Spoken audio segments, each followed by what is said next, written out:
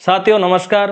प्रेरणा classes के इस online platform पर एक बार पुनः आपका बहुत बहुत स्वागत व अभिनंदन। आज हम लेकर के आए हैं आपका सबसे लोकप्रिय अध्याय राजस्थान का भौतिक विभाजन। राजस्थान का भौतिक विभाजन राजस्थान से संबंधित जितनी भी प्रतियोगी परीक्षा जिसमें राजस्थान की जीके आती है उसका सबसे इंपॉर्टेंट टॉपिक राजस्थान का भौतिक विभाजन। चाहे परीक्षा RAS first grade, second grade, पटवार, ग्राम सेवक, एलडीसी, महिला सुपरवाइजर, एसआई या राजस्थान पुलिस की हो, ये जो टॉपिक है बहुत ही जबरदस्त टॉपिक है और बहुत सारी बातें हैं जिन पर हमारा समय ना गंवाते हुए तैयार हो जाते हैं। और आप भी पेन कॉपी लेकर के तैयार हो जाइए हमारा लोकप्रिय अध्याय राजस्थान का भौतिक विभाजन पढ़ने के लिए। बहुत सारी बातें हैं, लाइक करना, कमेंट करना, शेयर करना, इन पर बिल्कुल बर्बाद वक्त नहीं करेंगे और हमारे टॉपिक पे चलते हैं। राजस्थान का भौतिक विभाजन। सबसे पहले बोर्ड पे हमने क्या बना रखा है? हमने बोर्ड पे राजस्थान का भौतिक स्वरूप, जो वर्तमान का भौतिक स्वरूप है हमारे राजस्थान का, वो कुछ इस प्रकार का है, जिसमें ये थार का मरुस्थल है, ये अरावली पर्वतीय प्रदेश है, ये मैदानी प्रदेश है और ये पठारी प्रदेश है। ये जो भौतिक स्वरूप है ये किस प्रकार से निर्मित हुए? क्या पृथ्वी के प्रारंभ में जो हमारा ये राजस्थान था इस जगह पे क्या ऐसा था या पृथ्वी प्रारंभ में कैसी थी? इसके बारे में आज हम डिटेल से अध्ययन करेंगे। तो राजस्थान के भौतिक विभाजन को हम संपूर्ण डिटेल कहानी और ट्रिक के माध्यम से हल करेंगे। और दोस्तों ये टॉपिक जब पूरा हो जाएगा तो राजस्थान की ज्योग्राफी में आपके बहुत सारे टॉपिक क्लियर हो जाएंगे, बहुत सारे प्रश्न क्लियर हो जाएंगे। तो स्टार्ट करते हैं। आज हम सबसे पहले हमारे राजस्थान का भौतिक विभाजन हम बात करें कि जो राजस्थान का वर्तमान स्वरूप है, जो राजस्थान का वर्तमान स्वरूप है ये एक लंबी अनाच्छादन प्रक्रिया का परिणाम है। किसका परिणाम है? लंबी अनाच्छादन प्रक्रिया। गुरुजी अनाच्छादन की प्रक्रिया क्या है? सबसे पहले बात करें, एक लंबी अनाच्छादन प्रक्रिया का परिणाम है। अनाच्छादन की प्रक्रिया में तीन महत्वपूर्ण क्रियाएं होती है। कितनी दोस्तों? तीन। अनाच्छादन में तीन महत्वपूर्ण क्रियाएं होती है। सबसे पहले आपको ऐसे याद रखना है कि देखो यहां पर कोई पहाड़ है, ये पहाड़ है, ये ढाल है नीचे की ओर, फिर ऐसे गया और यहाँ पे मैदान है और यहाँ पे आके सागर है। तो इस पहाड़ पे जो प्राचीन काल में जो चट्टान थी, यहाँ पे मान लेते हैं हम एक चट्टान है, ये इतनी बड़ी चट्टान है। तो जो चट्टान है वो आर्द्रता, जल, हवा और वायु के कारण उस चट्टान में क्या हो जाता है? अपक्षय हो जाता है। उसका चट्टान का क्या हो जाता है? अपक्षय हो जाता है। और अपक्षरण के कारण वो चट्टान टुकड़ों में टूट जाती है। किस में टूट जाती है? ऐसे टुकड़ों में टूट जाती है और टूट करके वो टुकड़े उसी स्थान पर पड़े रहते हैं। तो ये जो टुकड़ों में बटी चट्टान जो टुकड़ों में टूट गई है उन्हें अवसाद बोलते हैं। क्या बोलते हैं? अवसाद बोलते हैं। तो सबसे पहले अनाच्छादन की क्रिया में वो आता कौन सा है? अपक्षरण। क्या आता है? अपक्षरण की क्रिया। अपक्षरण की क्रिया में क्या होता है? चट्टान टूटती है। चट्टानें क्या होती है? टूटती है और टूटने के बाद में जो चट्टानें बचती है वहीं पड़ी रहती है, उन्हें बोलते हैं अवसाद। क्या बोलते हैं दोस्तों? अवसाद बोलते हैं। तो अपक्षरण की क्रिया में क्या होता है? चट्टान टूट जाती है पर वहीं पड़ी रहती है और टूटने के बाद में जो उसके बिखरे हुए भाग होते हैं उन्हें कहते हैं अवसाद। उसके बाद में हम आगे देखते हैं, दूसरी क्रिया महत्वपूर्ण होती है, वो है अपर्दन। अपर्दन की क्रिया के अंदर क्या होता है?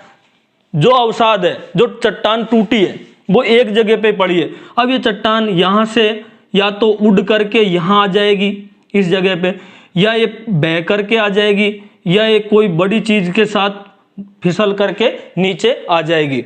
तो अवसादों को एक स्थान से दूसरे स्थान पर, अवसादों का जो परिवहन किया जाता है, अवसादों को एक स्थान से दूसरे स्थान पर ले जाने की क्रिया अपर्दन कहलाती है। और अपर्दन जो क्रिया कहलाती है उसके तीन कारक है। अपर्दन के तीन कारक है। मतलब आप ये सोचो कि अवसादों को एक स्थान से दूसरे स्थान पर ले जाने वाले तीन महत्वपूर्ण कारक होते हैं। या तो इन्हें बहता हुआ जल ले जाएगा, या इन्हें वायु द्वारा उड़ा करके ले जाया जाएगा, या इन्हें हिम द्वारा पिघला करके, या हिम जब ऊपर से गिरेगी तो अपने साथ बहुत सारी चट्टानों को साथ में ले जाएगी नीचे की ओर।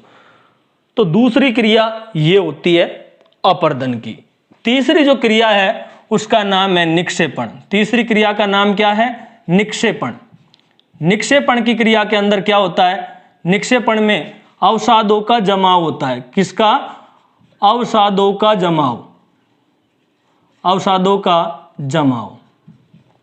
जब कहीं अवसाद यहां से टूट गए थे, अपक्षरण की क्रिया हुई, यहीं पड़े रहे, अपर्दन के कारक उन्हें ले गए, या तो उड़ाकर या बहा करके या फिसला करके, और वो नीचे स्थान पे कहीं जाकर के जम गए, या सागर में ज्यादातर ये ऐसे अवसाद जाकर के जम जाते हैं। जब ये जमेंगे तो जमने के बाद में वहां पर अवसादों को क्या कहा जाएगा? जमने की क्रिया को निक्षेपण। तो ये निक्षेपण की क्रिया है। किसकी है? निक्षेपण की क्रिया है। याद रखना अच्छी तरह से, किसकी क्रिया है? निक्षेपण की क्रिया। और निक्षेपण का मतलब क्या होता है? अवसादों का जमाव। और अवसादों के जमने के बाद करोड़ों वर्षों बाद में वो चट्टानों के रूप में बदल जाते हैं, जिन्हें कहा जाता है अवसादी चट्टानें। क्या कहा जाता है? अवसादी चट्टानें।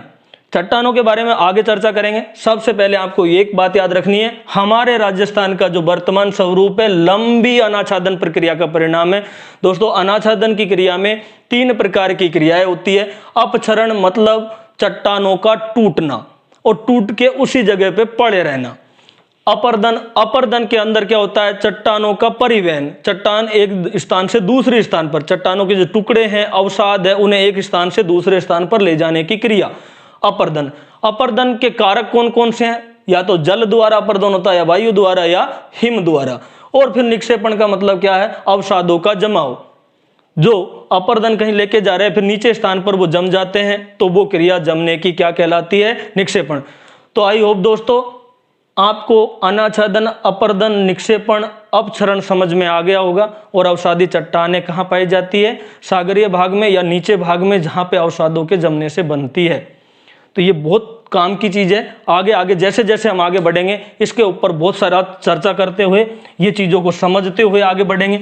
अब इसके बाद में हम थोड़ा सा आगे बढ़ते हैं। हमारे जो राजस्थान का भौतिक विभाजन है या भौतिक स्वरूप है, वो वेगनर के महाद्वीपीय विस्थापन सिद्धांत पर आधारित है। किस पर आधारित है गुरुजी? वेगनर के, वेगनर के महाद्वीपीय विस्थापन सिद्धांत। वेगनर ने महाद्वीपीय विस्थापन सिद्धांत दिया है। और वेगनर के महाद्वीपीय विस्थापन का जो सिद्धांत इन्होंने दिया, महासागरों की और महाद्वीपों की उत्पत्ति के लिए इन्होंने एक सिद्धांत दिया, वेगनर ने महाद्वीपीय विस्थापन सिद्धांत। ये सिद्धांत इन्होंने कब दिया? सबसे पहले हम इसके ऊपर चर्चा करें तो ये सिद्धांत इन्होंने 1912 में दिया। उसके बाद में इसमें संशोधन हुआ 1915 में, फिर 20 में भी इन्होंने इसमें संशोधन किया। इसके बाद में अगर हम बात करते हैं कि महाद्वीपीय विस्थापन सिद्धांत देने वाले वेगनर कहाँ के थे? जर्मनी के। कहाँ के रहने वाले थे? जर्मनी के थे। और ये क्या थे? जलवायु या भूगोल वेता थे। क्या थे ये? भूगोल वेता। तो आपको ये याद रखना है कि हमारा जो राजस्थान का भौतिक स्वरूप है, ये वेगनर महोदय के महाद्वीपीय विस्थापन सिद्धांत पर आधारित है। अब कैसे? वेगनर ने क्या कहा? वेगनर ने ऐसे कहा कि दुनिया में सबसे पहले बात करें प्रागैतिहासिक काल की, या हम ये कहें कि वेगनर ने बताया कि कार्बोनिफेरस युग में, कौन से युग में है? कार्बोनिफेरस युग। कौन से युग की बात कर रहे हैं हम? कार्बोनिफेरस युग में दुनिया के सभी महादेश आपस में जुड़े हुए थे। कार्बोनिफेरस युग के प्रारंभ की अगर हम बात करें, प्रारंभ, तो प्रारंभ में दुनिया के सभी महादेश, महादेश का मतलब क्या है? पहली बात, महादेश आपस में जुड़े हुए थे, आपस में जुड़े हुए थे। ये लो जी, जुड़े हुए हैं। तो ये कहता है वेगनर कि कार्बोनिफेरस युग के प्रारंभ में दुनिया के सभी महादेश आपस में जुड़े हुए थे। अर्थात मैं ये कहूं कि प्यारे बच्चों, सबसे पहले आप बताओ कि महादेश किसे कहा जाता है? तो महाद्वीपों को ही महादेश कहा जाता है। प्रश्न आ जाए आपके कि सबसे बड़ा महादेश कौन सा है, तो आपको एशिया करना है, ना कि रूस। रूस तो देश है और महादेश का मतलब है महाद्वीप। एक बार फर्स्ट ग्रेड भर्ती परीक्षा में यह प्रश्न आया था, अंध महाद्वीप किसे कहा जाता है? तो वहां महाद्वीप शब्द नहीं था, अंध महादेश किसे कहा जाता है? तो अफ्रीका को कहा जाता है। ये प्रश्न भी आए हुए हैं। तो सबसे पहले हम देखें कि वेगनर महोदय कहते हैं कि कार्बोनिफेरस युग में दुनिया के सभी महादेश आपस में जुड़े हुए थे। और कार्बोनिफेरस युग के बाद में क्या होता है, एक महाद्वीपीय विस्थापन की क्रिया होती है, और उस महाद्वीपीय विस्थापन की क्रिया में जो ये दुनिया के सभी महादेश जुड़े हुए थे वो टूटेंगे। तो सबसे पहले इन्होंने क्या बताया वेगनर ने कि कार्बोनिफेरस युग के प्रारंभ में दुनिया के सभी महादेश आपस में जुड़े हुए थे, और जो स्थल भाग था, जो स्थल वाला भाग था, जो ये लाल कलर में आपको ऐसा दिखाई दे रहा बीचों बीच में जो स्थल भाग था, उसका इन्होंने नाम रखा गया पेंजिया। क्या नाम रखा? पेंजिया नाम दिया। स्थल भाग को नाम दिया गया पेंजिया, और जो सागरीय भाग है उसे नाम दिया गया पैंथालासा। कौन सा नाम दिया? पैंथालासा नाम दिया। गुरुजी ये तो याद कर लेंगे, लेकिन दिक्कत यहीं आएगी। दिक्कत कहाँ आती है? पेंजिया, स्थल भाग को क्या नाम दिया? पेंजिया, और सागरीय भाग को क्या नाम दिया? पैंथालासा। कंफ्यूजिंग दो, गुरुजी ज्यादातर बच्चों की शिकायत होती है, हम दो ऑप्शन पे पहुंच जाते हैं, लेकिन फिर बाद में उनमें से ए सही है या बे सही है, दो तो हम हटा देते हैं, फिर दिक्कत आती है। तो आपको याद रखना, छोटी छोटी चीजों को ऐसे याद रखना है। सागरीय भाग से आपको क्या याद रखना है? सा। यहाँ पे पैंथालासा में सा आ रहा है तो सागरीय भाग, और पेंजिया मतलब स्थल भाग छोड़ दो, तो पैंथालासा और सा से सागरीय भाग आप याद करोगे। तो ये बात होती है कार्बोनिफेरस युग के प्रारंभ में। अब कहते हैं कार्बोनिफेरस युग के अंत में आते आते, कब की बात है? कार्बोनिफेरस युग के अंत में आते आते होता क्या है? पेंजिया का विभाजन हो जाता है। पेंजिया का क्या होता है? विभाजन हो जाता है, और पेंजिया दो भागों में बंट जाता है। कितने भागों में? तो याद रखना कि कार्बोनिफेरस युग के अंत में एक महाद्वीपीय विस्थापन की क्रिया होती है। एक क्या होती है? महाद्वीपीय विस्थापन की क्रिया होती है। महाद्वीपीय विस्थापन की क्रिया होती है, और इस महाद्वीपीय विस्थापन की क्रिया में क्या होता है? पेंजिया का विभाजन होता है। किसका होता है जी? पेंजिया का विभाजन होता है, और पेंजिया का जो विभाजन होता है वो कितने भागों में होता है? दो भागों में होता है। कितने भागों में होता है? दो भागों में। तो दूसरा पॉइंट हमने याद रखा, कार्बोनिफेरस युग के अंत में जाकर के एक महाद्वीपीय विस्थापन की क्रिया होती है, जैसा कि वेगनर बताता है, और पेंजिया दो भागों में टूट जाता है। इसका जो उत्तरी भाग है, इसका जो उत्तरी भाग है वो तो यहाँ आ जाता है, और इसका दक्षिणी भाग है वो यहाँ चले जाता है।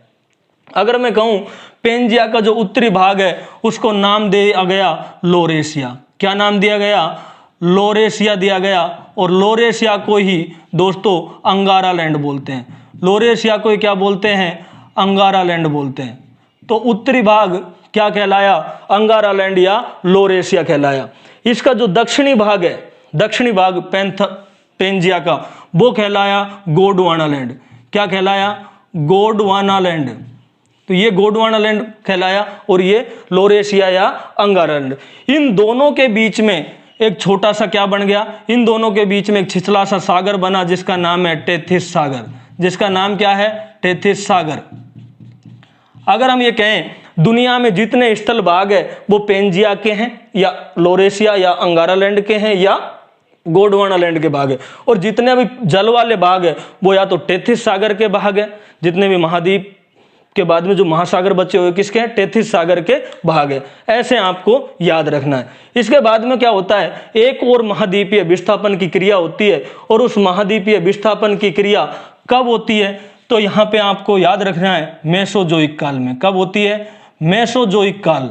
मेसोजोइक काल में होती है। मेसोजोइक काल में एक महाद्वीपीय विस्थापन की क्रिया होती है, और मेसोजोइक काल ये तो महाकाल है। मेसोजोइक क्या है? महाकल्प है। इसमें काल आता है, मेसोजोइक महाकल्प में काल आता है, उस काल का नाम है जुरासिक काल। कौन सा है? जुरासिक काल। और ये जुरासिक काल में क्या होता है? अंगारा लैंड व गोंडवाना लैंड का विभाजन प्रारंभ हो जाता है। जुरासिक काल में क्या होता है? अंगारा लैंड व गोंडवाना लैंड का विभाजन प्रारंभ हो जाता है। और आप याद रखना कि यहाँ पे अंगारा लैंड व गोंडवाना लैंड 5 भागों में टूट जाते हैं।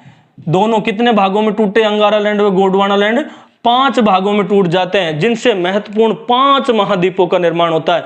महत्वपूर्ण 5 महाद्वीपों का निर्माण होता है। लेकिन हम राजनीतिक दृष्टि से अध्ययन की सुविधा से कितने महाद्वीप पढ़ते हैं? 7 महाद्वीप। एग्जाम में कितने करने? 7 महाद्वीप। लेकिन ज्योग्राफी की दृष्टि से देखें तो महाद्वीपों की संख्या कितनी है दोस्तों? 5 ही है। महाद्वीप किसे कहते हैं? वह बड़ा भूभाग जिसके चारों ओर पानी हो।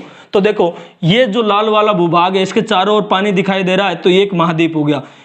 इसके अलावा ये पूरा जो लाल वाला दूसरा महाद्वीप है, इसके भी चारों ओर पानी है, तो ये दूसरा महाद्वीप हो गया। मैं ये कहूं कि लाल वाले दो ही महाद्वीप है, एक तो इधर और एक इधर, इनके चारों ओर पानी है।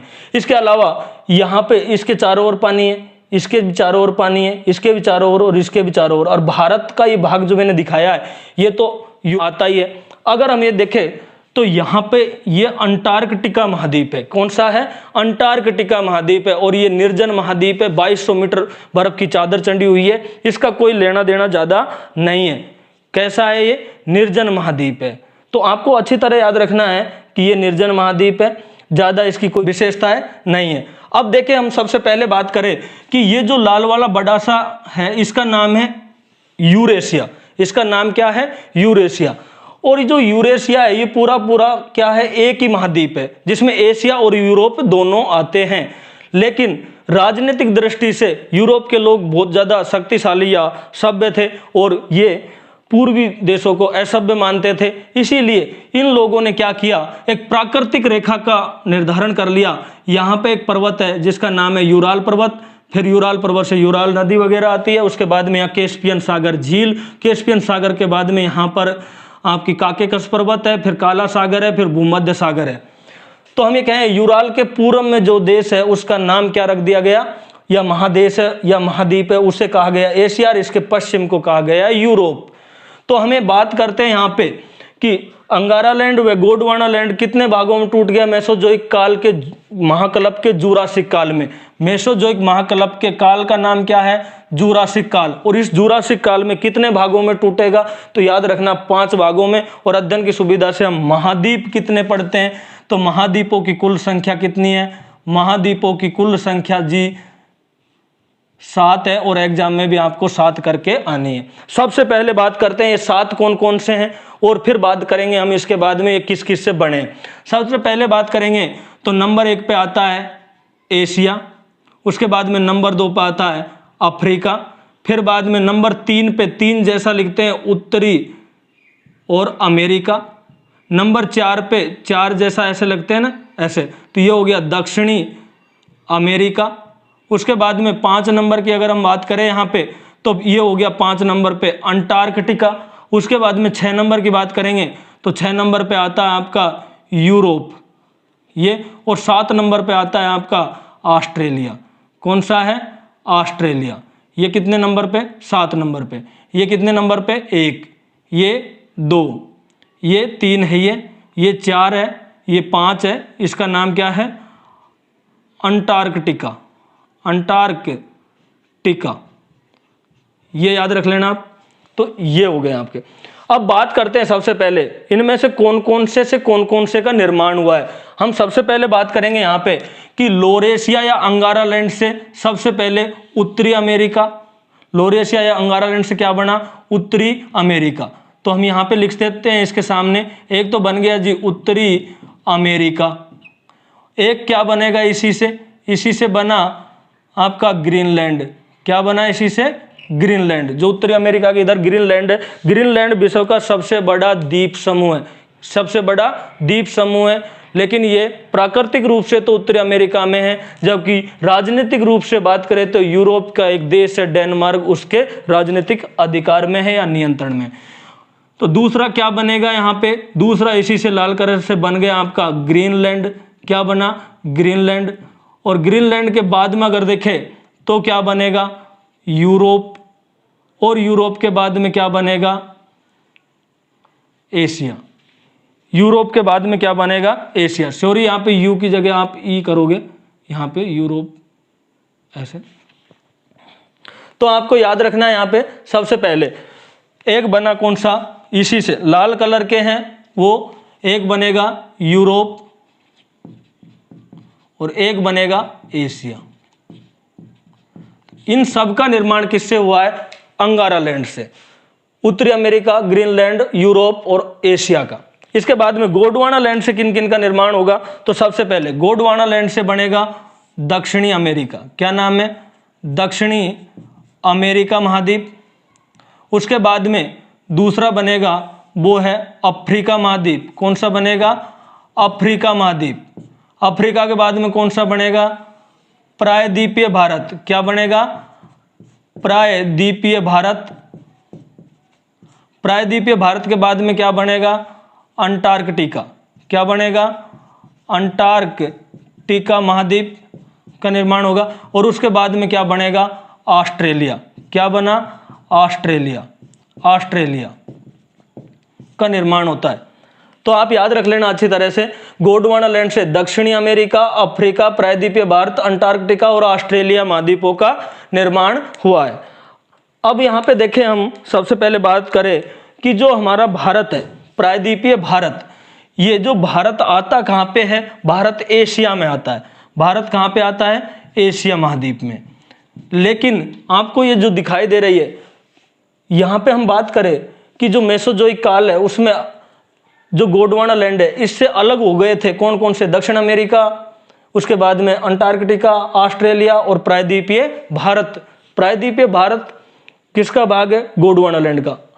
और ये अब उत्तर की ओर प्रवाहित होता हुआ अपनी से बड़ी प्लेट यूरेशिया से जाकर टकराया, जिसके कारण महान पर्वतों का निर्माण हुआ, जिसमें से हिमालय पर्वत यहाँ पर स्थित है, जो 33 सागर में था कभी, है ना ये। और ये जो प्रायद्वीपीय भारत है, हिमालय के दक्षिण वाला पूरा का पूरा, ये किसका भाग माना जाता है? गोंडवाना लैंड का। तो हम एशिया में आते हैं। एशिया में भी हम कहाँ आते हैं? दक्षिणी एशिया में। और दक्षिणी एशिया के भी हम कहाँ आते हैं? मध्य में। मध्य में। दक्षिण एशिया के भी कहाँ आते हैं? मध्य में आते हैं। इसके बारे में हम कभी बाद में चर्चा करेंगे, क्योंकि आपको ऐसे याद रखना, दक्षिण एशिया में भारत के ईस्ट साइड में, मान लीजिए ये भारत है, तो भारत के इस साइड में दो देश है, एक का नाम अफगानिस्तान, एक का नाम पाकिस्तान है। भारत के इस दिशा में दो देश है, एक का नाम नेपाल, एक का नाम भूटान है। एक का नाम इंडिया है, एक का नाम बांग्लादेश है। और भारत के नीचे दो दिशा यहाँ पे मालदीव और श्रीलंका। ये कितने देश हो गए? 1 2 3 4 5 6 7 8। दक्षिण एशिया में 8 देश है। तो ये हम मानचित्र बना करके कभी याद करेंगे। इसके बाद में हम देखें तो दक्षिण एशिया के मध्य में होते हुए भी हम किसका भाग है? गोंडवाना लैंड की चट्टानों से बना, अर्थात भारत का निर्माण गोंडवाना लैंड की चट्टानों से हुआ है। इसके अलावा याद रखना कि भारत में हिमालय, और हिमालय कहाँ पे बना? 33 सागर में। तो भारत में अंगारा लैंड का कोई भी भाग नहीं है। तो हमारे राजस्थान का निर्माण भी, तो फिर राजस्थान भारत में ही आता है, तो हमारे राजस्थान का निर्माण में भी अंगारा लैंड का कोई योगदान नहीं है। या तो किससे निर्मित हुआ होगा? गोंडवाना लैंड से, और या फिर वो बना होगा किससे मिल करके? तो आपको अच्छी तरह से याद रखना, 33 सागर से। अब मैं यहाँ पे बात करूँ, जो राजस्थान का वर्तमान स्वरूप है उसमें 4 प्रकार की संरचनाएं पाई जाती है। राजस्थान के वर्तमान स्वरूप में 4 प्रकार की संरचनाएं पाई जाती है। उन संरचनाओं में सबसे पहले देखें तो ये जो है, ये है मरुस्थल, और इसे हम नाम देते हैं उत्तर पश्चिमी मरुस्थलीय प्रदेश। इसे नाम देते हैं उत्तर पश्चिम मरुस्थलीय प्रदेश। और यहाँ पे ये जो भाग है इसको नाम देते हैं मध्यवर्ती महान जल विभाजक रेखा, जिसका नाम है अरावली। क्या नाम है? अरावली पर्वतीय प्रदेश, ये नाम देते हैं। उसके बाद में इसको हम मैदान बोलते हैं, जिसको बोलते हैं पूर्वी मैदानी प्रदेश। पूर्वी मैदानी प्रदेश बोलते हैं इसे। और ये जो भाग है इसे बोलते हैं दक्षिण पूर्वी पठारी प्रदेश। क्या नाम से जाना जाता है? दक्षिण पूर्वी पठारी प्रदेश के नाम से जाना जाता है। अब हम सबसे पहले बात करें कि इनमें से गोंडवाना लैंड या 33 सागर, इसको तो हमने क्रॉस कर दिया, हमारे राजस्थान से संबंधित नहीं है, हमारे भारत से भी संबंधित नहीं है। कौन सा? लोरेशिया व अंगारा लैंड, और हमारे राजस्थान से भी संबंधित नहीं है। फिर गोंडवाना लैंड से और 33 सागर से किस किस का निर्माण हुआ? सबसे पहले आपको याद रखना है कि 33 सागर से, उत्तर पश्चिम मरुस्थलीय प्रदेश है, उसका निर्माण किससे हुआ है? 33 सागर से। किससे हुआ है? 33 सागर से इसका निर्माण हुआ है। अच्छी तरह याद रखना। अरावली पर्वतीय प्रदेश है, वो किसका भाग है? गोंडवाना लैंड का। किसका है? गोंडवाना लैंड का भाग है। इसके बाद में पूर्वी मैदानी प्रदेश है, वो किसके भाग है? 33 सागर के। किसके भाग है? 33 सागर के भाग है। 33 सागर के भाग है। उसके बाद दक्षिण पूर्वी पठारी प्रदेश है, वो किसके हैं? गोंडवाना लैंड के। किसके हैं? गोंडवाना लैंड का भाग है। अब आपको अच्छी तरह जैसे चित्र में दिखाई दे रहा होगा, देखो यहाँ पर ये लाल कलर से ये भाग था, ये दो भागों में टूटा, एक तो किसी में टूट गया ये इस भाग में और एक इस भाग में। उसके बाद में जो हरा कलर है, हरा कलर से कौन सी चट्टान, कौन सा बने हैं सारे के सारे गोंडवाना लैंड। और हमारे राजस्थान में हरा कौन सा है, एक तो है अरावली और एक है दक्षिण पूर्वी पठारी प्रदेश। और इसके बाद में बचा हुआ है ये जो डैश डैश डैश वाला ऐसा भाग है, ऐसे ये कौन सा है, मैदान या मरुस्थल। और ये दोनों ही किससे बना, टेथिस से। तो याद करने का तरीका क्या है, देखो सबसे पहले टेथिस सागर गोंडवाना लैंड, टेथिस सागर गोंडवाना लैंड, टेथिस सागर गोंडवाना लैंड, टेथिस सागर गोंडवाना लैंड, ऐसे करके आप याद रखोगे तो ये आपको आसानी से याद हो जाएगा। अब बात करें इसमें कि हमारा कौन सा भाग सबसे प्राचीन है, कौन सा भाग नवीन है, तो इसके लिए दूसरी बात हमने कहा कार्बोनिफेरस युग, उसके बाद में हमने कहा मेसोजोइक युग, जुरासिक काल, ये क्या चीजें हैं। अगर 2 मिनट आप सब्र से बैठे रहे और ये नोट कर ले तो मैं आपको ये याद करवा सकता हूं। आप बस कुछ याद मत रखना, आप एक बात याद रखना कि महाकल्प कितने हैं। महाकल्प की बात करें तो महाकल्पों की संख्या 5 है। कितने याद रखोगे, 5 याद रखोगे। सबसे पहले जो महाकल्प आता है उसका नाम आप याद रखना आर्कियो। आर्कियो आपको याद रखना कि आर्कियो नाम का एक देवता है। देवता की मूर्ति किसकी बनी होती है, या तो धातु की या पत्थर की। प्राचीन काल में पत्थर थे, पत्थर पाषाण की मूर्तियां मिली। तो आर्कियो नामक देवता था और एक देवता था उसका नाम था पेलियो। पेलियो अगर मैं कहूं आर्कियो अरावली की चट्टानों से बना था और पेलियो है वो दक्षिण पूर्वी पठारों की चट्टानों से। ये अरावली की चट्टानों से और ये किससे, पठार की चट्टानों से बना है ये देवता। तो इनमें से, इन दोनों में से नियो कौन सा है, नियो कौन सा है, नियो। तो एक ट्रिक मान लेना, ये इनमें से नियो कौन सा है। अगर हम इनको एक ट्रिक मान ले तो इसको आर्कियो जोइक लगा दो यहाँ पे, आर्कियो जोइक महाकल्प। इसे एजोइक भी बोलते हैं, इसे क्या बोलते हैं, एजोइक।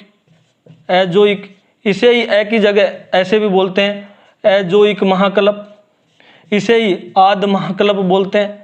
क्या बोलते हैं, आद महाकल्प। जब हमारी पृथ्वी थी, ये पूरी पृथ्वी, इसका निर्माण कब हुआ, तो इसका निर्माण 4.6 अरब वर्ष पहले, अरब वर्ष पहले पृथ्वी का निर्माण हुआ। और पृथ्वी का निर्माण के साथ ही, ठंडा होने के साथ ही जो चट्टानों का निर्माण हुआ, उन चट्टानों को क्या कहा जाता है, आर्कियोजोइक या एजोइक महाकल्प की चट्टानें कहा जाता है।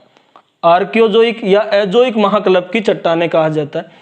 ये लगभग कितना है एजोइक, ये 4 अरब वर्ष पुराना है। कितना है, 4 करोड़ अरब वर्ष पुराना, 4 अरब वर्ष पुराना, ऐसे याद रख लेना, करोड़ अरब वर्ष पुराना है।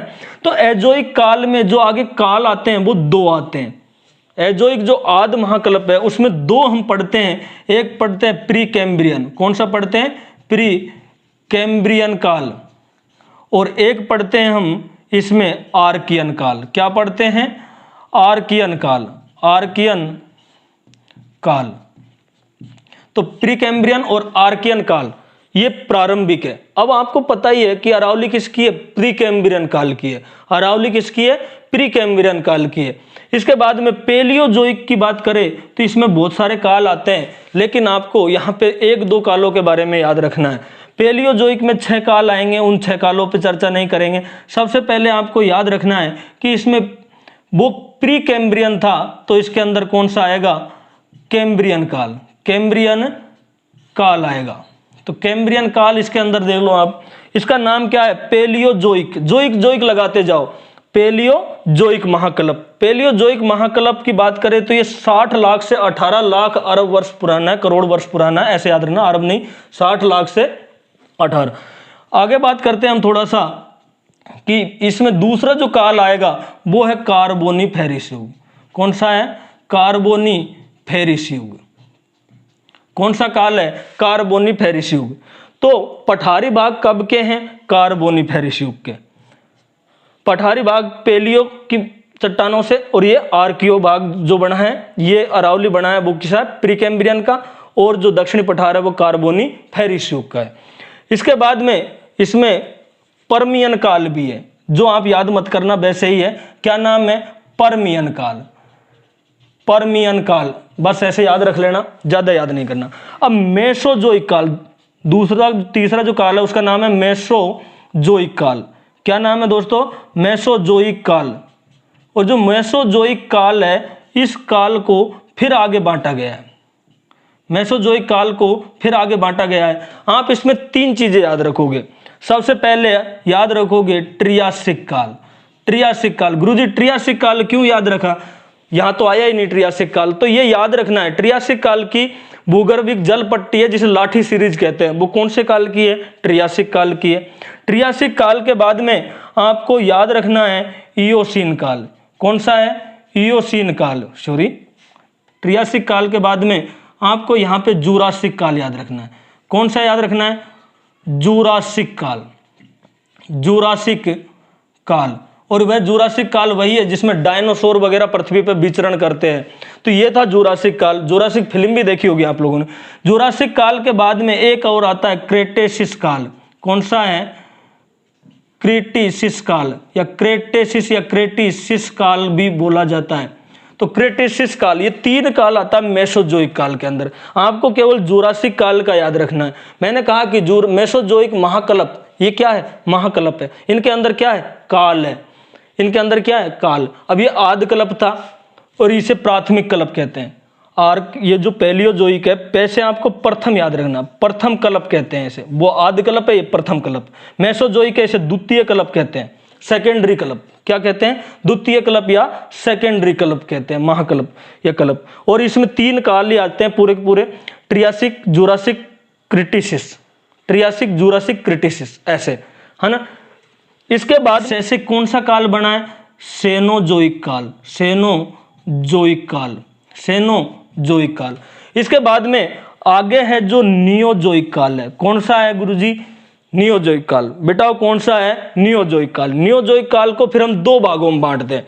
नियोजोइक काल को आगे 2 भागों में बांटते हैं। नियोजोइक काल में सबसे पहले बात करें तो प्लेस्टोसीन, प्लेस्टोसीन काल की बात आती है, और उसके बाद में आती है होलोसीन काल। होलोसीन काल, होलोसीन काल। गुरुजी ये तो बहुत सारी खिचड़ी सी पक गई, हमें तो याद नहीं हुआ।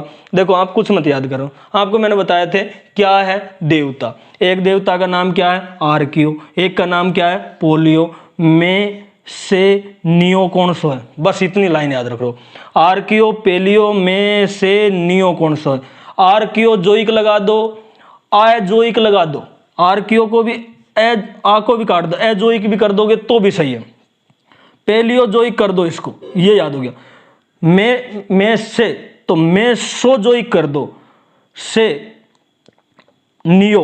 तो यहां पे देखो से आ रहा है, से को ऊपर लेके एक मात्रा लगानी, यहां पे नी नीचे आ रहा है, उसको नो की मात्रा करनी। तो सेनोजोइक काल और नियोजोइक काल। तो याद रखो पहला काल कौन सा? एजोइक या आर्केजोइक। दूसरा पेलियोजोइक, तीसरा मेसोजोइक, और से सेनोजोइक, और चौथा हो गया नियोजोइक काल। हाँ गुरुजी अब थोड़ा सा समझ में आना। आर्कियो, पेलियो, में से नियो कौन सा है? साहब इतना याद हो जाएगा। इनके डेट को छोड़ दो, सन को एक बार छोड़ दो, सन रहने दो, कब के हैं, बस क्रम से है ये। नियो मतलब नया काल, महाकल्प। नियो मतलब नया महाकल्प। अब हमें बात करें कि यहाँ पे एजोइक महाकल्प में 2 काल आते हैं। प्री कैम्ब्रियन काल जिसकी हमारी अरावली है, और आर्कियन काल भी इसी का भाग है। पेलियोजोइक में 2 काल 3 काल हमने पढ़ा। कैम्ब्रियन काल जिसका हमें लेना देना नहीं है, कार्बोनिफेरस युग जिसको हमने अभी यहाँ पढ़ रहे हैं कार्बोनिफेरस युग के बारे में, और पर्मियन काल। तो इन दोनों के बारे में हमें नहीं जानना, हमें कार्बोनिफेरस युग के बारे में। तो पहले प्री कैम्ब्रियन काल, फिर कार्बोनिफेरस युग। उसके बाद में मेसोजोइक में हमें ट्रियासिक काल और जुरासिक काल पढ़ना है। ट्रियासिक काल और जुरासिक। ट्रियासिक की क्या है? आंतरिक जल पट्टी, लाठी सीरीज में नीचे जो जल है वो। और जुरासिक काल के तो हमें यहाँ पे क्या है? लकड़ी के जीवाश्म मिले, आकलवुड फॉसिल पार्क। जुरासिक काल की बात कर रहे हैं हम। जुरासिक काल में गोंडवाना लैंड, अंगारा लैंड टूट गए थे। उसके बाद में हमने सेनोजोइक काल। साहब ये सेनोजोइक काल में 4 लिखा दिया, हमें समझ में ही नहीं आया। इयोसीन, ओलिगोसीन, प्लेसीन और मायोसीन। देखो ये है क्या? नियो, यहाँ पे क्या है? सेनोजोइक। अब सेनो को हम अच्छी तरह से बताएं, देखो थोड़ा सा। सेनोजोइक, इसको तो याद करना बहुत याद है। सेनोजोइक का मतलब क्या है? सीन, सेनोजोइक का मतलब क्या है? सीन है भाई। सेनो मतलब सीन, हाँ सीन तो याद रह जाएगा, मतलब सेनो का मतलब आपको याद रखना है सीन से। तो लो सीन, अब कोई सीन चल रहा है, मतलब कोई भी मोबाइल की स्क्रीन पे जो भी कोई पिक्चर चल रही है या कोई वीडियो चल रहा है या कोई सीन चल रहा है, तो हम क्या कहते हैं कि यार इया कर, इयो कर, मतलब मेरी तरफ कर दे आगू, तो इयो सीन काल, याद रहेगा। दूसरा, हाँ गुरुजी ये तो हो जाएगा, अरे ओलिगा कर दे भाई, तो ओलिगोसीन, ओलिगोसीन। लो जी याद कर, याद करने वाला वो कुछ भी याद हो सकता है। ओलिगो कर दो, कर दियो साहब। उसके बाद अरे मेरी ओर कर दो, मायोसिन। मेरी ओर कर दे तो माई ओर कर दे, मेरी ओर कर दे मायोसिन। फिर वो बंद हो गया तो अरे प्ले कर भाई, प्लेसीन। ये ले, ये सेनोजोइक काल में। कौन से काल में? सेनोजोइक महाकल्प था। सेनोजोइक महाकल्प में ये 4 काल आए थे, ठीक है। इसके बाद में इसमें हमें इयोसीन कल्प से लेकर के प्लेसीन कल्प तक याद रखना है। उसके बाद में आगे आता है नियोजोइक काल, और नियोजोइक को प्लेस्टोसीन और होलोसीन में कैसे याद करना? अरे भाई नया जमाना आ गया, नए जमाने में तो अब तो पहले तो बटन दबा के प्ले करना पड़ता है, अब तो बोल दो इस नाम की मूवी चलेगी, चलेगी, बस आप कमरे में जाके टीवी के सामने खड़े होकर बोल दो कि कपिल शर्मा शो, तो स्टार्ट हो जाएगा अपने आप ही। तो अब क्या है? हेलो करने की जरूरत है। अब किसकी जरूरत है? हेलो करने की जरूरत है। अब हमने ये चीजें पढ़ी, अब आपको याद रह गया होगा। सबसे पहले बात करें तो गोंडवाना लैंड, अरावली किसकी थी? सबसे पहले एजोइक काल की। कौन से? एजोइक, एजोइक महाकल्प। क्या था? महाकल्प था गुरुजी। इस एजोइक महाकल्प को ही क्या बोलते हैं? आद महाकल्प, आद महाकल्प बोलते हैं या आद कल्प बोलते हैं, आद कल्प बोलते हैं, ठीक है साहब। ये तो हो गया, बढ़िया, कोई दिक्कत नहीं है। इसके बाद में अब और भी इसमें क्या है? तो ये है प्री कैम्ब्रियन काल की। कौन सी की है? प्री कैम्ब्रियन काल की है। और सबसे प्राचीन कौन सी है? अरावली। सबसे प्राचीन कौन सी है? अरावली है, ठीक है। उसके बाद में दूसरा दक्षिण पूर्वी पठारी प्रदेश, ये भी किसका भाग है? गोंडवाना लैंड का है गुरुजी। दक्षिण पूर्वी पठारी प्रदेश भी किसका भाग है? गोंडवाना लैंड का है। अब इसमें देखते हैं हम थोड़ा सा, इसी गोंडवाना लैंड में अगर आप पे यहाँ पे देखेंगे तो सबसे पहले आपको ऐसे याद रखना है कि ये कौन सा काल आ गया? पेलियोजोइक, पेलियोजोइक महाकल्प, पेलियोजोइक महाकल्प। और ये पेलियोजोइक महाकल्प में काल कौन सा आया जिसमें ये बना? तो कार्बोनीफेरस युग। कौन सा है? कार्बोनीफेरस युग, कार्बोनीफेरस युग की है। तो ये एजोइक काल की है, ये पेलियोजोइक काल की है, कार्बोनीफेरस युग की है। अब बचा मैदानी और उत्तर पश्चिमी मरुस्थल, 33 सागर के हैं। और बात करें तो ये दोनों ही नियोजोइक के हैं। कौन सा है? नियोजोइक महाकल्प, नियोजोइक महाकल्प का है। और मैदानी प्रदेश है, ये भी किसका है? नियोजोइक का, नियोजोइक। अब नियोजोइक को हमने 2 भागों में बांटा था, नियोजोइक को 2 भागों में। सबसे पहला भाग था, पहले प्ले करते थे ना, प्लेस्टोसीन, प्लेस्टोसीन कल्प।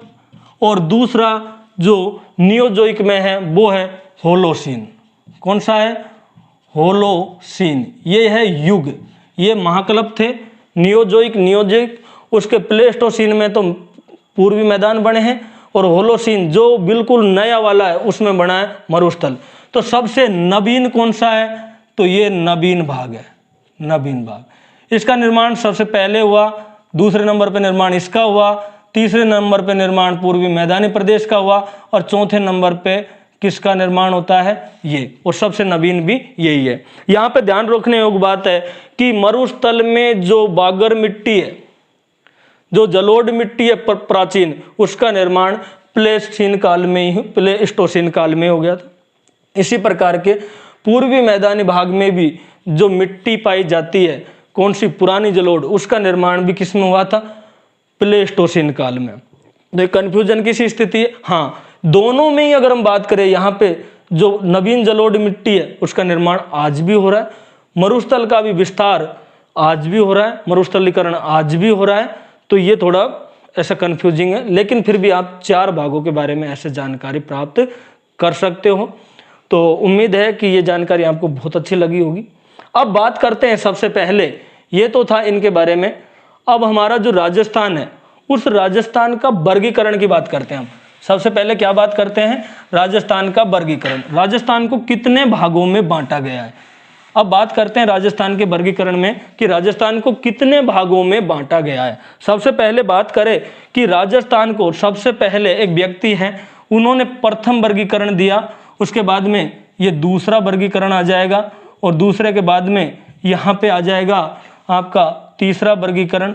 और ये जो वर्गीकरण है, इसी वर्गीकरण को हम कौन सा वर्गीकरण मानेंगे, चौथा वर्गीकरण। यहाँ पे जो दे रखा है उसी को हम मानेंगे कौन सा वर्गीकरण, चौथा वर्गीकरण। तो ये 4 भाग, सबसे पहले भाग में किसने बांटा, दूसरे में किसने बांटा, सभी के बारे में चर्चा करेंगे। तो ये है आपका 4 नंबर का वर्गीकरण।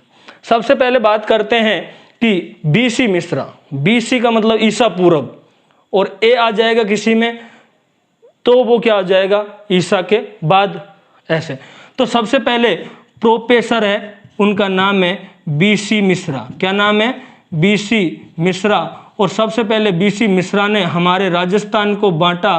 कितने भागों में बांटा है हमारे राजस्थान को, गुरुजी 7 भागों में बांटा है। कितने भागों में, 7 भागों में बांटा है। बीसी मिश्रा ने हमारे राजस्थान को 7 भागों में कब बांटा है, 1966 से लेकर के 1968 में। 66 में उन्होंने एक निबंध लिखा, उसके बाद में वो निबंध एक पुस्तक में, बाद में वो जो निबंध उन्होंने जो लिखा, लेख लिखे, वो एक पुस्तक के रूप में प्रकाशित हुए। उस पुस्तक का नाम है राजस्थान का भूगोल। क्या नाम है, राजस्थान का भूगोल। तो राजस्थान के भूगोल पुस्तक के लेखक कौन है, तो प्रोफेसर बीसी मिश्रा को माना जाता है। उन्होंने राजस्थान के भूगोल नामक इस पुस्तक में राजस्थान का जो 7 भाग दिया, उसका आधार क्या रखा, जलवायु। जलवायु, इसके बाद में वनस्पति भी आधार रखा गया। जलवायु के बाद में क्या है, वनस्पति व धरातल को आधार मान के, धरातल को आधार मान करके उन्होंने हमारे राजस्थान को 7 भागों में बांटा। जो राजस्थान का भूगोल नामक पुस्तक, जो भी किताब होती है वो इन्वर्टेड कोमा में नहीं, सिंगल कोमा में होती है। तो राजस्थान भूगोल नामक पुस्तक है, इसका जो प्रकाशन किया था वो किसने किया था, national trust book of India, book of India, national trust book of India द्वारा इसका प्रकाशन कब किया गया, 1968 में। और 1968 में ही प्रोफेसर बीसी मिश्रा ने राजस्थान को कितने भागों में बांट दिया, 7 भागों में। इन 7 भागों में से सबसे पहले बात करते हैं तो ये जो नंबर 1 भाग है इसका नाम है उत्तरी नहरी क्षेत्र। क्या नाम है, उत्तरी नहरी क्षेत्र, उत्तरी नहरी क्षेत्र, ये नंबर 1 भाग है। उसके बाद में जो दूसरा भाग है वो है पश्चिमी शुष्क क्षेत्र, पश्चिमी शुष्क क्षेत्र। और उसके बाद में जो तीसरा भाग इन्होंने दिया वो है पश्चिमी अर्ध शुष्क क्षेत्र, पश्चिमी अर्ध शुष्क क्षेत्र भी इनको कहते हैं। इसके बाद में इन्होंने जो अगला दिया है 4 नंबर पे वो है अरावली, अरावली पर्वतीय प्रदेश। और उसके बाद में इन्होंने दिया है यहाँ पे 5 नंबर पे इन्होंने दिया है दक्षिणी कृषि या दक्षिण पूर्वी कृषि क्षेत्र, दक्षिण पूर्वी कृषि क्षेत्र में इन्होंने बांटा है। उसके बाद में यहाँ पे 6 नंबर पे बांटा है इन्होंने पूर्वी कृषि प्लस औद्योगिक क्षेत्र, औद्योगिक क्षेत्र, पूर्वी कृषि और औद्योगिक क्षेत्र में। ये देखो यहाँ पे उद्योग धंधे भी है और कृषि भी होती है, क्योंकि पूर्व में क्या होता है, यहाँ पे पूर्वी मैदानी प्रदेश में नदियाँ, नदियों के वहाँ पे जनसंख्या अधिक रहती है, क्योंकि नदियों में पानी रहता है, वहाँ पे उद्योग भी होते हैं, वहाँ पे पर्यटन के साधन भी अधिक मात्रा में होते हैं। तो ये था आपका दक्षिण में कृषि होती है, तो दक्षिणी कृषि क्षेत्र है। इसके बाद में लास्ट है इसका ये 6 नंबर पे। तो 7 नंबर पे क्या था, चंबल बीहड़। क्या नाम है, चंबल बीहड़ क्षेत्र में बांटा है। तो ये प्रोफेसर BC मिश्रा ने राजस्थान को 7 भागों में 1968 में राजस्थान के भूगोल नामक पुस्तक में, उसका प्रकाशन national trust book of India द्वारा 1968 में किया गया, और जलवायु, धरातल और वनस्पति के आधार पर बांटा। उसके बाद में हम बात करते हैं दूसरा वर्गीकरण। दूसरा वर्गीकरण किसके द्वारा दिया गया था? तो दूसरा वर्गीकरण दूसरे ही व्यक्ति द्वारा दिया गया। पर कब दिया गया? जब पहले ने कहा 7 भाग, तो इन्होंने कहा कि यार ये तो मैं ही बता देता, मुझे याद था पर मैंने बताया नहीं, इसीलिए पहला वर्गीकरण इसका हो गया। 68 में ही बोलते हैं कौन? SK सेन। SK सेन, कहीं कहीं AK सेन भी मिला हुआ लिखा हुआ मिलेगा आपको। AK सेन या SK सेन ने, इन्होंने जो वर्गीकरण दिया 1968 में ही दिया। और इन्होंने कितने भागों में बांटा? इन्होंने धरातल के आधार पर, धरातल और जलवायु के आधार पर, धरातल और जलवायु के आधार पर राजस्थान को बांटा, और इन्होंने 3 भागों में बांटा। कितने भागों में बांटा है? 3 भाग। 3 भागों में जो नंबर 1 भाग है, इन्होंने कहा मरु। क्या नाम दिया? इस भाग को मरु नाम दिया। दूसरे भाग को इन्होंने नाम दिया मेरू। दूसरे भाग का नाम क्या दिया? मेरू। और तीसरे भाग को इन्होंने कहा माल। क्या कहा? माल। तो 3 भागों में, मरु यानी मरुस्थल होता है, मरु यानी मरुस्थल, मेरू यानी पहाड़ी, और माल यानी पठार। मरु यानी मरुस्थल, मेरू यानी पहाड़ी, और माल यानी पठार। अब हम बोलते हैं ऊपर माल का पठार, तो भाई ऊपर माल शब्द का मतलब है ऊपर का पठार। अब ऊपर माल पठार 3 बार, 2 बार माल माल आ गया, तो 2 बार पठार पठार शब्द हो गया। तो हमें याद रखना है मरु, मेरू और माल। तो हमने कहा ये तो पहले ही दे दिया। किसने? ये तो वाल्मीकि जी ने रामायण में ही बोल दिया था, मरु, मेरू और माल। तो आपने नया क्या दिया? तो रामायण में ही बोल दिया। अब रामायण के नायक कौन है, हीरो कौन है? राम। तो अगला जो वर्गीकरण है वो किसके द्वारा दिया गया था? प्रोफेसर या doctor Ramlochan Singh. Doctor Ramlochan Singh, doctor Ramlochan Singh द्वारा दिया गया। अब ये कब दिया गया? 1971 में। कब दिया गया? 1971 में दिया गया। तीसरा वर्गीकरण डॉक्टर रामलोचन सिंह द्वारा दिया गया। जलवायु, वनस्पति, नदी बेसिन। जलवायु, जलवायु, वनस्पति और नदी बेसिनों को, नदी बेसिनों के आधार पर, बेसिनों के आधार पर यह वर्गीकरण दिया। रामलोचन सिंह जी कहते हैं देखो सीधी सीधी बात है भैया, 2 ही भाग है। और ये तो गुरुजी याद हो जाएगा, 2 तो बहुत बढ़िया है। तो 2 भाग बताते हैं। सबसे पहले एक भाग का नाम बताते हैं, जैसे कि मैं यहाँ पे मिटा देता हूँ, इसका वर्गीकरण को हम यह समझेंगे कि रामलोचन सिंह क्या क्या बताते हैं। तो सबसे पहले देखो, रामलोचन सिंह कहते हैं भाई 2 ही भाग है। प्रथम भाग का नाम क्या है, या 2 भागों में बांटता है? 2 में से पहला भाग है वो है मैदान। कौन से हैं? मैदान। और दूसरा भाग है उसका नाम क्या है? पठार। ये कहता है बस 2 ही भागों में बांटेंगे। कितने भागों में बांटेंगे? 2 ही भागों में। ये है जी पहला भाग और ये है जी दूसरा भाग। उसके बाद वो कहता है पहले भाग को फिर हम मैदान को फिर 2 भागों में बांटेंगे, पठार को भी हम 2 भागों में बांटेंगे। बांट दो साहब। यहाँ से मतलब वो कहता है एक इधर वाला भाग और एक इधर वाला भाग, और ये दूसरे को बांटेंगे तो वो कहता है एक इधर वाला भाग और एक बीच का भाग। अब कितने भागों में हो गए? तो अब हमारा ये 2 भाग हो गए, यहाँ पे फर्स्ट और सेकंड, यहाँ पे भी फर्स्ट और सेकंड। तो इन दोनों के नाम लिखते हैं। ये कहता है जी दूसरे नंबर कहता है बांगड़ का मैदान। कौन का मैदान है? बांगड़ का मैदान। और इधर कहता है ये शुष्क मरुस्थलीय मैदान। शुष्क मरुस्थलीय मैदान और बांगड़ का मैदान। शुष्क मरुस्थलीय मैदान को फिर ये आगे कहता है कि इसे हम 3 भागों में बांटते हैं। शुष्क मरुस्थलीय मैदान को 3 भागों में। क्या बोलता है? सबसे पहले कहता है भाई बीकानेर का मैदान है जी, बीकानेर का। बीकानेर के बाद में कहता है जैसलमेर का मैदान है। जैसलमेर के मैदान के बाद में कहता है बाड़मेर का मैदान है, बाड़मेर का। तो 3 भागों में ये बांट देता है। तो उन्होंने सबसे पहले रामलोचन सिंह ने 2 भागों में 2 को कितना कर दिया? 4, और 4 को आगे कितना करेगा? 12। तो 3 भाग तो ये हो ही गए। उसके बाद में बात करते हैं बांगड़। इसको ये 4 भागों में बांटता है। सबसे पहले घग्गर का मैदान, घग्गर का मैदान। उसके बाद में शेखावाटी का मैदान। उसके बाद में बांटता है नागौर का मैदान, नागौरी मैदान। और बाद में बता है लूनी का मैदान, लूनी का मैदान। तो ये घग्गर और लूनी शब्दों से आपको नदी बेसिन भी इन्होंने शामिल कर लिया। उसके बाद में पठार को बांटता है। अब कहता है जी पठार को भी हम कितने भागों में बांटेंगे? 2। एक है अरावली का पठार, कौन सा है, अरावली का पठार, और दूसरा कौन सा है, चंबल का पठार, चंबल का पठार, ऐसे बोलता है। तो अरावली के पठार को ये कहता है 3 भाग है। अरावली के पठार के कितने भाग है, 3, दक्षिणी अरावली, मध्य अरावली और उत्तरी अरावली। दक्षिणी अरावली, मध्य अरावली, उत्तरी अरावली, इन तीनों में बांट दिया। अब कहता है जी चंबल को भी बांट लो 2 भागों में, कौन कौन सी, मध्य चंबल और एक बांट लो आप निम्न चंबल, मध्य चंबल और निम्न चंबल। मतलब क्या किया, बीकानेर का, उसके बाद में जैसलमेर का, उसके बाद में बाड़मेर का, इनको 4 भागों में बांटा। घग्गर, उसके बाद में शेखावाटी, उसके बाद में नागौरी और उसके बाद में लूनी, इनको इन्होंने 3 भाग में दिया, उत्तरी अरावली, मध्य अरावली, दक्षिणी अरावली। इसको इन्होंने 2 भाग दिया। यहाँ से लेकर के इस भाग को, ये जो चंबल नदी बह रही है, इसको कहा इन्होंने मध्य चंबल और इसे कहा इन्होंने निम्न चंबल, निम्न यानी नीचे वाली बाद की चंबल। तो ये इस राजस्थान का वर्गीकरण 3 हो गए। चौथा जो वर्गीकरण राजस्थान का दिया है, ये चौथा वर्गीकरण दिया है तिवारी व एच.एम. सक्सेना ने। तिवारी व एच.एम. सक्सेना जी, इन्होंने राजस्थान को कितने भागों में बांटा है, 4 भागों में। कितने भागों में, 4 भागों में। यह वर्गीकरण कब किया गया, 1994 में। कब किया गया, 1994 में।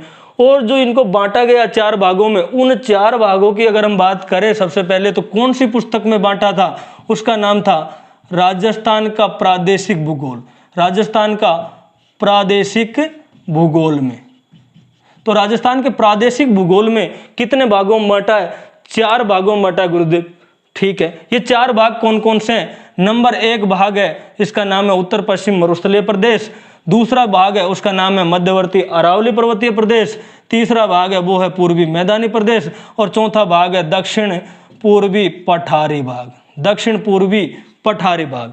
इन 4 भागों में बांटा हुआ है। तो ये था राजस्थान का वर्गीकरण के बाद में। अब बात करते हैं राजस्थान को उच्चावच की दृष्टि से कितने भागों में बांटा है। किसकी बात कर रहे हैं हम, उच्चावच की दृष्टि से। अगला जो वर्गीकरण है वो है उच्चावच,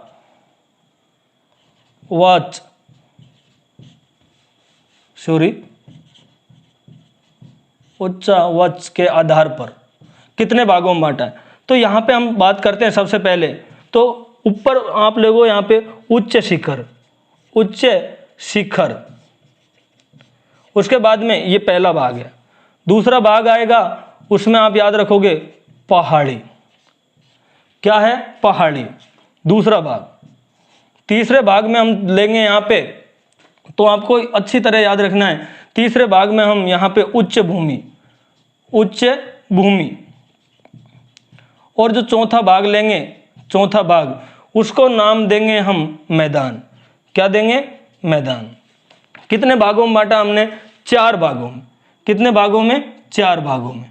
सबसे पहले बात करें कि उच्च शिखर, ये राजस्थान में 1% है। कितने हैं, 1%। पहाड़ी है, ये राजस्थान की कुल भूमि के 6% भाग पर है। उसके बाद में उच्च भूमि है, ये 31% भाग पर है। और मैदान है वो 62% भाग पर है। मैदान कितने पर है, 62% भाग पर है। 31 दूनी 62, ऐसे करके याद रखो। अब इनमें से बात करें, उच्च शिखर किसे कहते हैं, 900 मीटर से अधिक ऊंचाई, 900 मीटर से भी अलग, 900 प्लस मीटर में ऊंचाई हो, वो क्या कहलाता है, उच्च शिखर। पहाड़ी किसे कहते हैं, 600 मीटर से लेकर के 900 मीटर तक की जो ऊंचाई वाली पर्वत है, उन्हें पहाड़ियां बोला जाता है। उसके बाद में उच्च शिखर मतलब पठारी जो भाग है, वो किसे कहते हैं, तो 600 से लेकर के या 300 मीटर से लेकर के 600 मीटर तक के जो भाग है ऊंचे वाले, उन्हें पठार बोलते हैं। उसके बाद में मैदान किसे कहते हैं, तो यहाँ पे 150 मीटर से लेकर के और 300 मीटर तक के जो ऊंचे भाग होते हैं, उन्हें बोला जाता है क्या, मैदान बोला जाता है। क्या बोला जाता है, मैदान। तो ये था राजस्थान का वर्गीकरण, जो कि किसने किया, अलग अलग विद्वानों ने किया। ये राजस्थान के भौतिक विभाजन का प्रारंभिक बिंदु था। उसके बाद में हम थोड़ा सा और चर्चा करें इसी में, तो हम लेंगे उत्तर पश्चिमी मरुस्थलीय प्रदेश के बारे में। उत्तर पश्चिम मरुस्थलीय प्रदेश की अगर हम बात करें तो सबसे पहले आपको याद रखना है कि हमारे राजस्थान का जो ये मानचित्र है, राजस्थान का जो मानचित्र है लगभग ऐसा आप अच्छी तरह से याद रख लेना कि ये राजस्थान का क्या है गुरुजी, मानचित्र है। इस राजस्थान के मानचित्र में उत्तर पश्चिम मरुस्थलीय प्रदेश की स्थिति कहाँ पे है?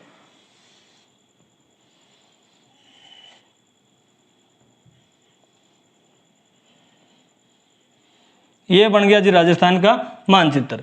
इस राजस्थान के मानचित्र में हमने आधुनिक वर्गीकरण जो कि तिवारी व एच.एम. सक्सेना द्वारा दिया गया था और वह वर्गीकरण के अनुसार राजस्थान को 4 भागों में बांटा है। इसके इधर की साइड की बात करें तो ऊपर उत्तर पश्चिम मरुस्थलीय प्रदेश है। इसके यहाँ से लेकर के यहाँ बात करें तो अरावली पर्वतीय प्रदेश है। यहाँ से लेकर इधर बात करें तो पूर्वी मैदानी प्रदेश है, दक्षिण पूर्वी पठारी भाग है। तो ये 4 भागों में से इस भाग का नाम है उत्तर पश्चिमी मरुस्थलीय प्रदेश। क्या नाम है? उत्तर पश्चिमी मरुस्थलीय प्रदेश। ये भाग है वो कौन सा है? अरावली पर्वतीय प्रदेश। अरावली पर्वतीय प्रदेश। ये कौन सा है? पूर्वी मैदानी प्रदेश। पूर्वी मैदानी प्रदेश है गुरुदेव। और ये क्या है? दक्षिण पूर्वी पठारी भाग। दक्षिण पूर्वी पठारी भाग। इनमें से आज का जो हमारा टॉपिक है वो है उत्तर पश्चिमी मरुस्थलीय प्रदेश। हम इस भाग के बारे में पढ़ेंगे। तो आपको याद रखना है कि उत्तर पश्चिम मरुस्थलीय प्रदेश के इस साइड में क्या है? अरावली है। और इस साइड में क्या है? पाकिस्तान आ जाता है। अर्थात यहाँ पे अंतरराष्ट्रीय सीमा है। अंतरराष्ट्रीय सीमा है। तो मैं सबसे पहले कहूँ कि उत्तर पश्चिम मरुस्थलीय प्रदेश को राजस्थान से अलग करने के लिए एक वर्षा रेखा है। क्या है? एक वर्षा रेखा। यहाँ एक वर्षा रेखा का निर्माण हो रहा है, उसके बारे में चर्चा करें तो देखो यहाँ से एक वर्षा रेखा गुजरती है। यहाँ से उस वर्षा रेखा का नाम है 50 सेंटीमीटर वर्षा रेखा। कौन सी है? 50 सेंटीमीटर वर्षा रेखा है। ये जो 50 सेंटीमीटर वर्षा रेखा है, ये वर्षा रेखा उत्तर पश्चिम मरुस्थलीय प्रदेश को किससे अलग करती है? अरावली से या शेष राजस्थान से। तो उत्तर पश्चिम मरुस्थलीय प्रदेश अरावली, सबसे पहले अरावली या शेष राजस्थान से, अरावली या शेष राजस्थान से अलग किसके द्वारा होता है? राजस्थान से अलग होता है किसके द्वारा? 50 सेंटीमीटर समवार्षिक वर्षा रेखा द्वारा। 50 सेंटीमीटर समवार्षिक वर्षा रेखा इसे अरावली से अलग कर देता है या पूरे राजस्थान से, इसके अलावा पूरा राजस्थान से अलग करता है। अब उत्तर पश्चिम मरुस्थलीय जो प्रदेश है, इसमें दूसरी अगर हम बात करें कि दूसरा जो इनमें टॉपिक हम ले यहाँ पे, तो वो है कि ये किन के मध्य में स्थित है। उत्तर पश्चिम मरुस्थलीय प्रदेश है, ये किन के मध्य में है? तो हम बात करेंगे यहाँ पे उत्तर पश्चिम मरुस्थलीय प्रदेश के पूर्व में क्या है? पूर्व में अरावली है। पूर्व में क्या है गुरुजी? अरावली है। और क्या है? अरावली के अलावा 50 सेंटीमीटर वार्षिक समवर्षा रेखा है। अरावली के अलावा 50 सेंटीमीटर वार्षिक समवर्षा रेखा भी है। इसके बाद में और क्या याद करना है इसके अंदर? इसके में याद करना है कि इसके पश्चिम की बात कर लेते हैं। ये तो पूर्व की बात हो गई। इसके पश्चिम में क्या है? हाँ गुरुजी, ये भी बात है पश्चिम में। तो हम ये कह सकते हैं कि इसके पश्चिम में रेड क्लिफ है। क्या है? रेड क्लिफ रेखा है। रेड क्लिफ रेखा कहाँ है? इसके पश्चिम में। तो इसके पश्चिम में रेड क्लिफ। अगर हम ओवल और बोले यहाँ पे, तो आप ये कह सकते हो कि उत्तर पश्चिम मरुस्थलीय प्रदेश कहाँ पर स्थित है? अरावली व रेड क्लिफ के मध्य। रेड क्लिफ रेखा के मध्य। तो उत्तर पश्चिम मरुस्थलीय प्रदेश कहाँ है? अरावली व रेड क्लिफ रेखा के मध्य में स्थित है। ये आप याद कर लेना। इसके बाद में थोड़ा सा और चलते हैं। उत्तर पश्चिमी मरुस्थलीय जो प्रदेश है, इस मरुस्थलीय प्रदेश को आगे 2 भागों में बांटेंगे, उसके बारे में तो आगे चर्चा करेंगे। उससे पहले उत्तर पश्चिम मरुस्थलीय प्रदेश की और विशेषताओं में हम देखें तो यहाँ पर क्षेत्रफल कितना है? उत्तर पश्चिम मरुस्थलीय प्रदेश का क्षेत्रफल कितना है? तो आपको याद रखना 58% या 61.11%। क्या याद रखना है? 58% या 61.11% है।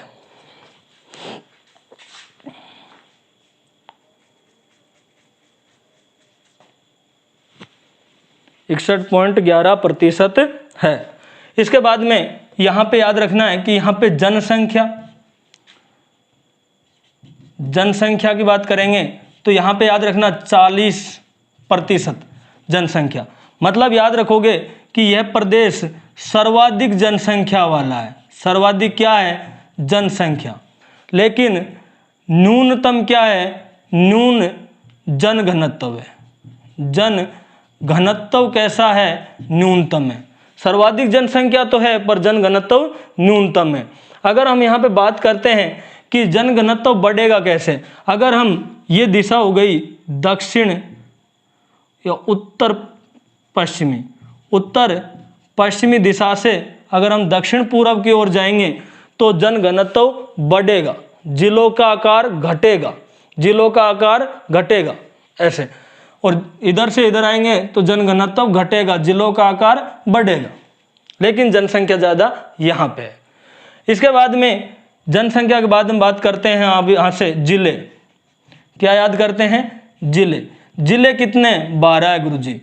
जिले कितने हैं? 12। अब 12 जिले कौन कौन से हैं? सबसे पहले बात करते हैं, यहाँ पे है जी गंगानगर और यहाँ पे हनुमानगढ़। तो गंगानगर व हनुमानगढ़ 2 हो गए। उसके बाद में बीकानेर, जैसलमेर, बाड़मेर, जालोर, पाली, जोधपुर, नागौर, उसके बाद में शेखावाटी के चूरू, झुंझुनू और सीकर। तो कितने हो गए? 1 2 3 4 5 6 7 8 9 10 11 और 12। ये 12 जिले हैं। 12 जिले कौन कौन से हैं? सबसे पहले बात करेंगे तो यहाँ पे गंगानगर है नंबर 1 पे। गंगानगर के बाद में कौन सा है? हनुमानगढ़ है। हनुमानगढ़ के बाद में कौन सा आएगा? बीकानेर है। बीकानेर के बाद में कौन सा आएगा गुरुजी? जैसलमेर है। जैसलमेर के बाद में कौन सा आएगा गुरुजी? बाड़मेर है। बाड़मेर के बाद में कौन सा आएगा? तो बाड़मेर के बाद में जालोर है। जालोर के बाद में कौन सा आएगा? पाली के बाद में कौन सा आएगा? नागौर के बाद में कौन सा आएगा? जोधपुर के बाद में कौन सा आ जाएगा? चूरू के बाद में कौन सा आ जाएगा? झुंझुनू और उसके बाद में कौन सा आ जाएगा? सीकर। कितने हो गए? 1 2 3 4 5 6 7 8 9 10 11 और 12 जिले। अगर हम बात करें कि अरावली के पश्चिम में कितने हैं? अरावली के पश्चिम में जिलों की संख्या कितनी है? तो 13 है। कितनी है? 13 है। अरावली के पश्चिम में कितने हैं? 13 जिले। कौन कौन से हैं? 12 मरुस्थलीय प्लस 12 मरुस्थलीय है और एक कौन सा है? सिरोही। उसके बाद हम बात करते हैं थोड़ा सा आगे बढ़ करके कि पश्चिम में 13 हो गए, है ना। जिले के बाद में जलवायु लेते हैं। जिले के बाद में जलवायु है और जलवायु में आप याद रखना कि आपको ऐसे अच्छी तरह याद रखना है कि यहाँ पे जलवायु कैसी है? शुष्क या विषम जलवायु है। मतलब विषम का मतलब है कि गर्मियों में बहुत ज़्यादा गर्म और सर्दियों में बहुत ज़्यादा ठंडी, मतलब। तो शुष्क है, विषम है, उष्ण है, ये जलवायु यहाँ की अच्छी जलवायु नहीं है। उसके बाद में जलवायु में आप एक चीज़ याद रखोगे, तापमान। क्या याद रखोगे? तापमान। और यहाँ पे तापमान की बात करें तो सर्दी में तापमान माइनस में चले जाता है, -3 डिग्री सेंटीग्रेड तक हो जाता है। कितना हो जाता है? 3 डिग्री। इसके बाद में गर्मी की बात करते हैं तो गर्मी में 49 डिग्री तक तापमान चले जाता है।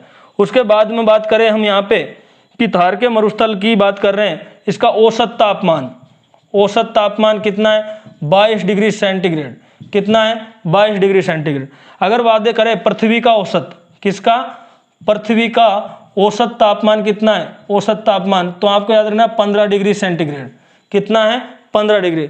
कमरे का औसत तापमान 25 डिग्री। मानव शरीर का बताओ कितना है? मानव शरीर का 3 होता है,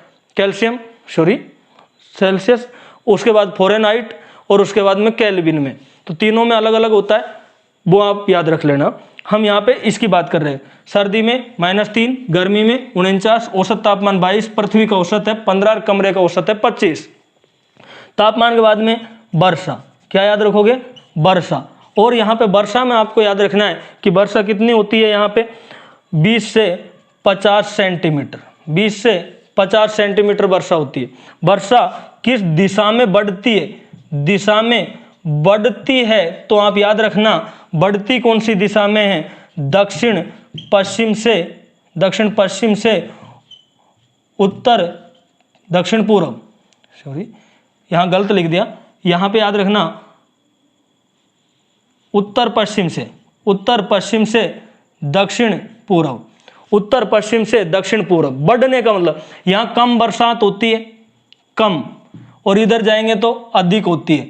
इसका मतलब वर्षा की मात्रा बढ़ कहाँ रही है? बढ़ती है, का मतलब इधर से इधर जाने पर वर्षा ज्यादा होती हुई मिलेगी। वर्षा आगे कौन सी दिशा में बढ़ती है? तो वो तो अरावली के समानांतर वगैरह अलग अलग प्रश्न है। तो बढ़ती है, घटने का मतलब है इधर से इधर जाओगे तो वर्षा की मात्रा घट जाएगी। एक पर बढ़ने वाली याद रख लेना कि बढ़ती किधर है? इधर से इधर जाएंगे तो बढ़ेगी वर्षा, यहाँ कम होती है, फिर यहाँ ज्यादा, फिर यहाँ ज्यादा, और झालावाड़ में यहाँ पे ज्यादा हो जाएगी वर्षा के बाद में हम यहाँ पे और बात करें, तापमान ले लिया, वर्षा ले ली, मिट्टी क्या आएगी? मिट्टी। और मिट्टी में आपको रेतीली या बलुई, रेतीली या बलुई मिट्टी। और दोस्तों ये राजस्थान में सर्वाधिक पाई जाने वाली मिट्टी है। ये वीडियो बहुत बड़ा हो गया दोस्तों, इसीलिए ये टॉपिक आगे पढ़ेंगे। दूसरे वीडियो का इंतज़ार करना। जब तक के लिए नमस्ते, धन्यवाद।